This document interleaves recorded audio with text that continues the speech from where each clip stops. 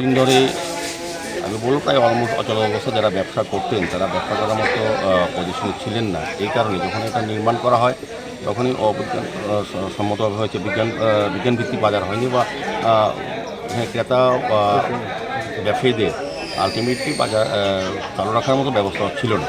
তো যাই হোক, দীর্ঘদিন সংস্কার অভাবে ছিল। তো এখানে যারা ব্যবসায়ীরা আছেন বা এখানে আমাদের কর্পোরেটররা আছেন, মহোদয় এমএসসি মেম্বার আমাদের মনোজকান্ত দেবরায়, আমাদের মিত্রপুরতে, তারা কিন্তু আবেদন করেছিল। আজকে আমাদের সঙ্গে আমাদের কমিশনার সাহেব ডক্টর শৈলজা দেবী সহ আমাদের বিভিন্ন আধিকারিকরা এসছেন এবং ব্যবসায়ী সমিতির সঙ্গে আমাদের যারা প্রতিনিধিরা আছেন এই এলাকার সবার সঙ্গে কথা বলা হচ্ছে বাজারটাকে আরও উন্নত করা। এই কারণে এখানে লাইট হাউস হচ্ছে, এখানে প্রায় 1000 পরিবার আসবে, তাদের সঙ্গে আরও লোকজন থাকবে।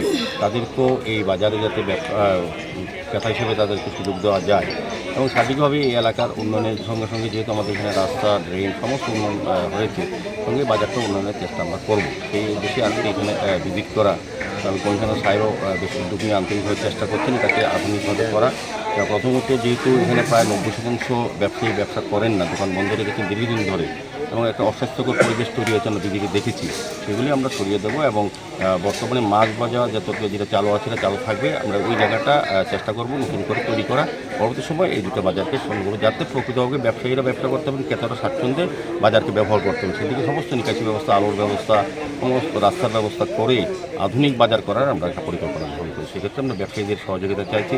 এলাকার লোকের সহযোগিতা, কিছুদিন হয়তো অসুবিধা পড়তে হবে বাজারে ঢুকতে, কিন্তু আমরা চেষ্টা রাখবো যাতে বাজার সবাই এই বিশেষ করে তরকারি বাজার আর মাছ বাজার যেটা চালু আছে সেটাকে চালু রাখা, পাশাপাশি ওই অস্বাস্থ্যকর পরিবেশে যে বাজারটা তৈরি হয়েছে এখানে বন্ধ প্রায়, সেটাকে নতুনভাবে নির্মাণ করে যারা ব্যবসায়ীরা আছেন তাদেরকে ব্যবসা করার সুযোগ দেওয়া, পাশাপাশি রাস্তার পাড়ে যারা গরিব অংশের মানুষ যারা ব্যবসা করেন তাদেরকে এনে এখানে ব্যবস্থা করা যায় কিনা সেদিকে আমরা চেষ্টা রাখবো।